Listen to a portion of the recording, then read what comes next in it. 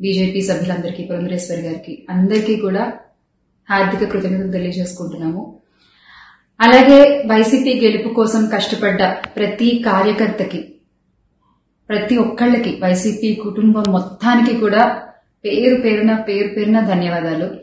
Yes, ఓడిపోయాము, కానీ ఒకటి గుర్తుపెట్టుకోవాలి, గెలిచిన నాడు ఎప్పుడూ విర్రవీగలేదు విజయ గర్వంతో, ఓడిపోయిన నాడు ఏనాడు కూడా కుంగిపోలేదు.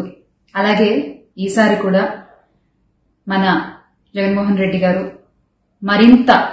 మరింత బలాన్ని పుంజుకుని మళ్ళీ ఖచ్చితంగా మీ అందరి సపోర్ట్తో మనందరం కలిసి జగనన్నతో నడిస్తే ఖచ్చితంగా మళ్ళీ ఒక మంచి ప్రభుత్వంగా మనం ఏర్పాటవుతాము.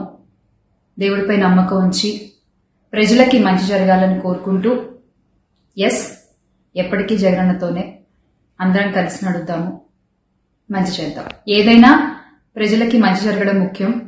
ఈ 5 ఏళ్లు కూడా ఆంధ్రప్రదేశ్కి ఎంత మంచి జరగాలో అంత మంచి జరగాలని మనస్ఫూర్తిగా కోరుకుంటున్నారు. జై వైసీపీ, జై జగన్. థ్రెటనింగ్ కాల్స్ గురించి వచ్చేసరికి, ఎస్, చాలా కాల్స్ వస్తున్నాయి, చాలా బెదిరిస్తున్నారు. ఒక రకమైన భయంగానే ఉంది నాకు కూడా.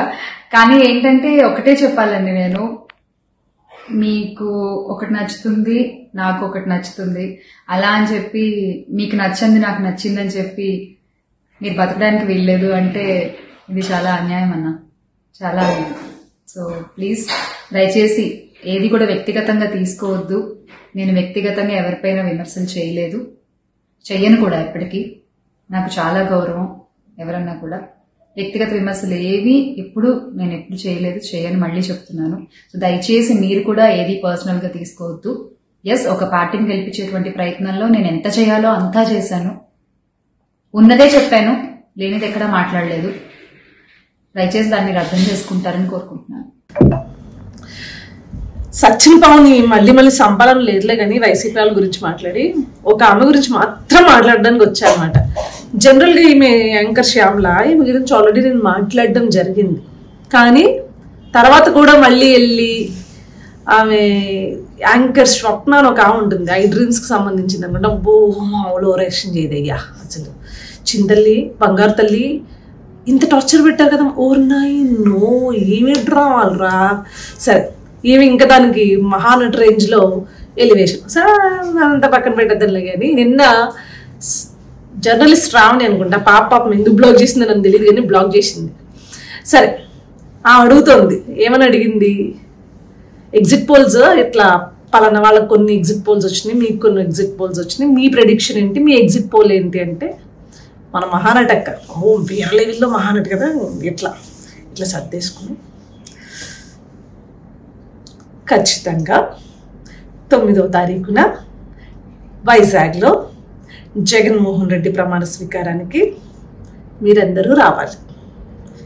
మళ్ళీ ఇంకోసారి అడిగింది, మళ్ళీ ఖచ్చితంగా 9వ తారీఖున జగన్మోహన్ రెడ్డి గారి ప్రమాణ స్వీకారానికి వైజాగ్ రావాలి, మీరు కూడా రండి.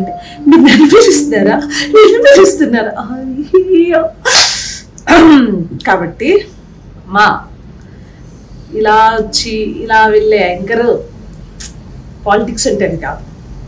పాలిటిక్స్ అంటే బ్లడ్ అండ్ స్వెట్ పెట్టి ఎక్కడ ఏం జరుగుతుందని నిరంతరం తెలుసుకుంటూ గవర్నమెంట్ చేస్తున్న ఏదైతే ఆ రోజు జగన్మోహన్ రెడ్డి ప్రభుత్వం చేస్తున్న ప్రతి ఒక్క పనిని జనాల్లోకి తీసుకెళ్ళి వాళ్ళపై దానికి అవగాహన కల్పించి జనాలకి ఇంత 5 ఏళ్ల నుంచి కష్టపడితే ప్రతి ఒక్కరు తెలుగుదేశం పార్టీ కార్యకర్తలు అవ్వచ్చు, జనసేన కార్యకర్తలు అవ్వచ్చు, బీజేపీ కార్యకర్తలు అవ్వచ్చు, బీజేపీ నాయకులు, జనసేన నాయకులు, తెలుగుదేశం పార్టీ నాయకులు అవ్వచ్చు, అంత కష్టపడితే ఫామ్ అయింది. నీలాగా పొటకొల్లో ఈ స్టోరీ ఉంటుంది చూడు, అట్లా గంటకు ఒకసారి వచ్చేవాళ్ళు లేకపోతే రోజుకు ఒకసారి వచ్చేవాళ్ళు కాదు. అర్థమైందా? ఇకనైనా మూసుకుని కూర్చో, ఎక్కువ చేయకు.